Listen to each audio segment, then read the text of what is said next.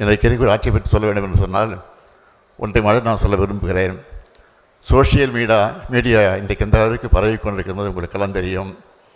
அந்த social media ஒரு வகையில் தான் நாளடைவில் அதையெல்லாம் மறைந்து போகத்தான் போகிறது. இன்றைக்கு சோஷியல் மீடியாக்களை பார்க்கிற போது ஒரு காலத்தில் நாம் தொடக்கத்தை பார்த்தோம். கோட்டு போட்டு தந்தார், டிஃபன் எடுத்து கையில் எடுத்து தந்தார், வாட்ச் கட்டிட்டு தந்தார், செஸ்ஸு விளையாடினார். இன்றைக்கி கோட்டு போடல, பட்டு சட்டை வேசி விட்டு வந்தார். இதெல்லாம் இன்றைக்கு செய்திகளாக வந்து கொண்டிருக்கிறது. அவைகளெல்லாம் மறைந்து நாட்டில் நடைபெறக்கூடிய அக்கிரமங்களெல்லாம் இன்றைக்கு செய்திகளாக வந்து கொண்டிருக்கிறது. நான் வேண்டுகோள் வைப்பதெல்லாம், இன்றைக்கு தமிழ்நாட்டில் முதலமைச்சராக இருக்கக்கூடிய அவரை பார்த்து நான் கேட்பதெல்லாம், தயவுசெய்து இன்றைக்கு உங்களை பற்றி, உங்கள் ஆட்சியை பற்றி வரக்கூடிய செய்திகளை படியுங்கள். படித்து அதற்கு உண்மையை கண்டுபிடியுங்கள், அதற்குரிய நடவடிக்கை எடுங்கள் என்பதுதான் என்னுடைய அன்பான வேண்டுகோள். ஒரு மாநில கட்சி எப்படி இருக்க வேண்டும் என்பதற்கு எடுத்துக்காட்டாக நம்முடைய திராவிட முன்னேற்ற கழகம் வழங்கி கொண்டிருக்கிறது. ஒரு தேர்தல் தோல்விக்கே இன்றைக்கு பல கட்சிகள் காணாமல் போயிருக்கிறது. ஆனால் 75 ஆண்டு காலம் கொண்ட கொள்கைக்காக, லட்சியத்துக்காக பாடுபட்டு கொண்டிருக்கக்கூடிய கட்சி, ஆட்சியில் இருந்தாலும் இல்லாவிட்டாலும் மக்களுக்காக பாடுபடக்கூடிய கட்சி திராவிட முன்னேற்ற கழகம். அந்த திராவிட முன்னேற்ற கழகத்தில் தான் இன்றைக்கு இணைத்து கொண்டு இன்றைக்கு எத்தனையோ பேர் என்று கண்டு கொண்டிருக்கிறார்கள். தலைவர் கலைஞர் அவர்களுடைய உயிரினும் உயிரான அன்பு உடன்பிறப்புகளை உங்கள் அனைவருக்கும் என்னுடைய அன்பான வணக்கத்தை நான் தெரிவித்துக் கொள்ள விரும்புகிறேன்.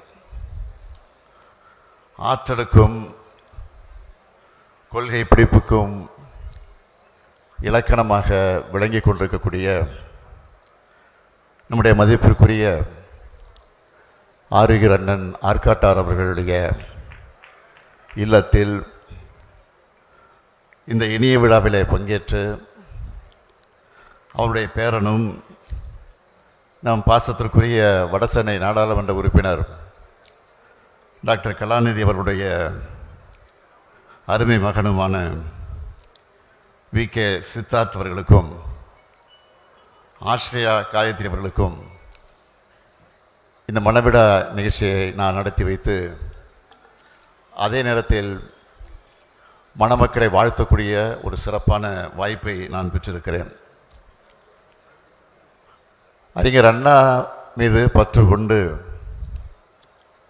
அவரை தொடர்ந்து நம்முடைய தலைவர் கலைஞர் அவர்கள் மீது அன்பு கொண்டு அண்ணன் ஆற்காட்டார் அவர்கள் இந்த இயக்கத்தில் இதனை ஒப்படைத்து கொண்டு இன்றளவும் இந்த இயக்கத்திற்கு விசுவாசமாக, துணையாக, ஆலோசகர்களாக, எங்களை போன்ற இளைஞர்களுக்கு ஒரு வழிகாட்டியாக அண்ணன் ஆற்காட்டார் அவர்கள் விளங்கி கொண்டிருக்கிறார்கள். துவக்க காலத்தில் அண்ணன் ஆற்காட்டார் அவர்கள் மின்துறையில் ஒரு ஊழியராக பணியாற்றி, அதற்கு பிறகு அந்த மின்சாரத்துறையினுடைய அமைச்சராக பொறுப்பேற்கக்கூடிய அளவிற்கு உயர்ந்து அவர் இந்த இயக்கத்திற்கு பெருமை சேர்த்திருக்கிறார்கள். புலிக்கு பிறந்தது பூனையாகுமா என்ற அந்த பழமொழிக்கு ஏற்ப அண்ணன் ஆற்காட்டாருடைய அருமை மகன் நம்முடைய டாக்டர் கலாநிதி அவர்கள் இன்றைக்கு அவர் கழகத்துடைய வளர்ச்சிக்கு, தலைமை கழகம் என்ன பண்ணியிட்டாலும், கழகம் எந்த உத்தரவு வழங்கினாலும் அதை சிறமேற்கொண்டு பணியாற்றக்கூடிய ஒரு ஆற்றல் மிக்க ஒரு செயல் வீரனாக நம்முடைய கலாநிதி வீராசாமி அவர்கள் விளங்கி கொண்டிருக்கிறார்கள்.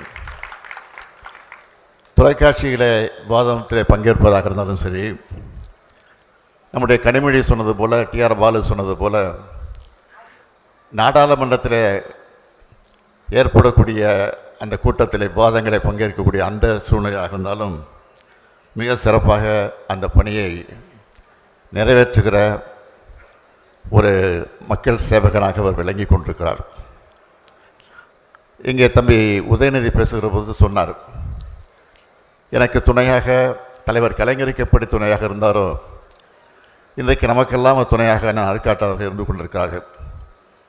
இன்னும் சொல்ல வேண்டும் என்று சொன்னால், எனக்கு ஒரு வருஷம் என்னோடு இருந்து எனக்கு பக்கபலமாக இருந்து அவர் பல அறிவுரைகள் ஆலோசனைகள் எல்லாம் எனக்கு ஒவ்வொரு நாளும் வழங்கியிருக்கிறார். எங்கே என்று கேட்டால் சிறைச்சாலையில் 1976 நாங்களெல்லாம் கைது செய்யப்பட்டு நிசா சட்டத்தின் கீழ் கைது செய்யப்பட்டு ஓராண்டு காலம் சிறையில் இருந்தபோது அண்ணன் ஆற்காட்டார் அவர்களும் எங்களோடு இருந்தார்கள். சிட்டிபாபு அவர்கள் எந்த அளவுக்கு கொடுமைகளுக்கெல்லாம் ஆளாக்கப்பட்டார் என்பது உங்களுக்கெல்லாம் தெரியும். அவர் மறைவதற்கு என்ன காரணம் என்பதும் உங்களுக்கு புரியும். அது பற்றிலாம் நான் இதை மனவிழா நிகழ்ச்சியை பேச விரும்பலை. ஆக அப்படிப்பட்ட கொடுமைகளெல்லாம் சென்னை சிறைச்சாலையில் நடைபெற்றது. அந்த கொடுமையிலையும் தன்னை ஈடுபடுத்தி கொண்டு அதில் சிக்கி தவித்தவர் தான் அண்ணன் ஆற்காட்டார் அவர்கள்.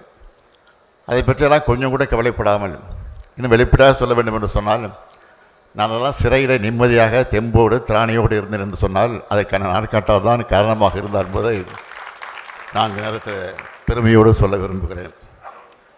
ஆக இன்றைக்கும் என்னுடைய கையில் விசா தழும்பு இருக்கிறது.